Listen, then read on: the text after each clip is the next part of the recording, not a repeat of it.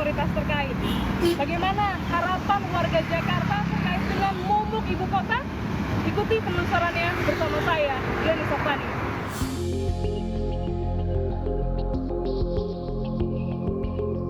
Perjuangan untuk menghirup udara bersih dan terbebas dari berbagai penyakit karena polusi udara akhirnya membuahkan hasil. Melalui putusan pengadilan, warga memenangkan perkara gugatan polusi udara di Jakarta setelah Pengadilan Tinggi DKI Jakarta menguatkan putusan atau vonis Pengadilan Negeri Jakarta Pusat.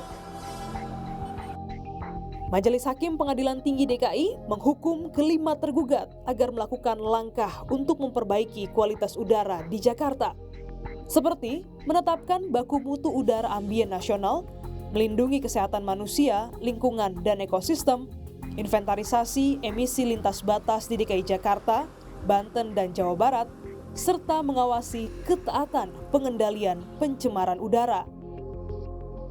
Merujuk sejumlah penelitian di beberapa negara yang mengungkapkan dampak buruk polusi udara terhadap kesehatan masyarakat, namun dalam hal ini kami berfokus pada salah satu penelitian yang berjudul hubungan antara paparan partikel udara kurang dari 2,5 mm dan kemampuan untuk bereproduksi di Tiongkok. Penelitian ini menjelaskan adanya peningkatan ketidaksuburan di wilayah dengan konsentrasi PM2,5 rata-rata 56,8 mikrogram per meter kubik. Berdasarkan pantauan Indeks Standar Pencemaran Udara atau ISPU, terlihat kualitas udara kurang baik di beberapa area di Jakarta, seperti konsentrasi PM2,5 di BMKG Kemayoran sepanjang Juni 2022, rata-rata 49,07 mikrogram per meter kubik. Bahkan mengalami peningkatan dan tertinggi pada 148 mikrogram per meter kubik pada 15 Juni lalu. PM2,5 adalah partikel udara yang berukuran lebih kecil dari 2,5 mikron. Jika terhirup, menyebabkan sesak napas, iritasi mata, hingga hidung. Ruth Dio, seorang ibu yang berprofesi sebagai reporter TV swasta, bercerita soal keguguran yang ia alami. Keseharian Dio yang dihabiskan di ruang terbuka diduga menjadi penyebab kegugurannya. Pantes, kenapa dok? Emang iya, karena polusi udara itu sangat berpengaruh sama kondisi ibu hamil. Jadi dokter bilang bahwa ini sepertinya memang bukan karena faktor kecapean doang, tapi memang karena kalian berdua itu memang sama-sama kerja di luar ruangan yang ternyata itu juga sangat berpengaruh sama perkembangan janin. Dikala kami ingin mengonfirmasi hal tersebut, dokter yang menangani Dio enggan untuk menanggapi. Kami berupaya mengumpulkan beberapa pandangan untuk menguatkan hipotesa yang Dio alami. Salah satu dokter kandungan menjelaskan, ada kemungkinan polusi udara dapat berdampak pada sistem reproduksi perempuan.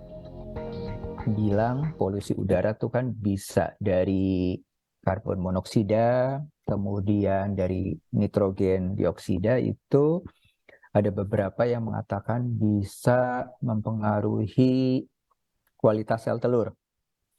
Jadi kualitas sel telur itu yang tadinya bagus gitu menjadi kurang bagus. Kemungkinan untuk terjadinya kehamilan menjadi turun. Karena sulit untuk menentukan masa subur, kualitas sel telurnya menjadi tidak bagus. Keterbatasan penelitian mengenai dampak polusi udara terhadap sistem reproduksi sangat disayangkan pihak medis dan peneliti. Nah sayangnya tuh untuk dipublikasi ke jurnal internasional itu kadang-kala kita masih punya keterbatasan, termasuk penelitian di kita juga. Untuk publikasi internasional tuh penelitinya bayar sendiri Mbak Glenis ya, nggak gampang. Itu puluhan juta untuk bisa terbit. Pengukurannya tuh agak sulit dan mungkin berharga tinggi gitu, artinya biaya tinggi lah maksud saya gitu. Jadi perlu dana baik untuk pemeriksaan di laboratorium maupun terkait dengan udaranya maupun pengambilan spesimen misalnya untuk diperiksa juga di laboratorium tentu ya. Jadi dua hal ini memang relatif mahal lah begitu. Sayangnya di Indonesia itu masih belum ke arah sana gitu. Sehingga kajian-kajian yang ada juga masih di negara seperti misalnya Amerika, Eropa. Kalau di Asia mungkin Hong Kong, China, Taiwan akan tentang pengaruh polusi udara terhadap sistem reproduksi.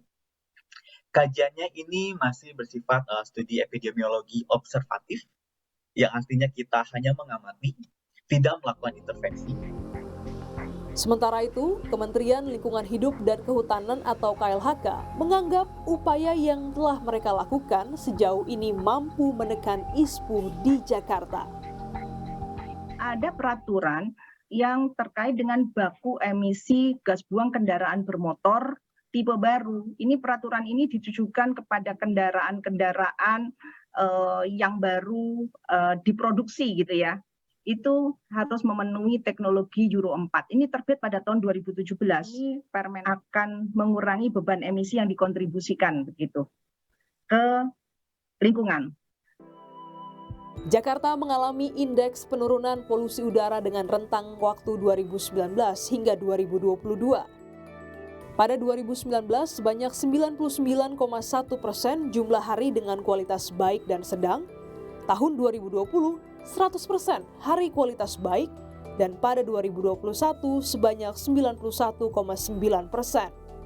Menurut data KLHK, ISPU kategori baik adalah rentang 1 hingga 50, sedang 51 hingga 100, dan tidak sehat 101 hingga 200. Namun, terdapat perbedaan standar parameter PM2,5.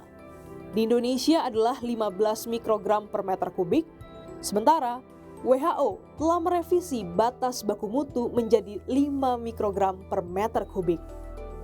Faktor perubahan iklim membuat musim kemarau lebih panjang, ataupun musim hujan yang berkurang, membuat polusi udara tetap mengapung dan mengakibatkan peningkatan konsentrasi polutan yang tinggi.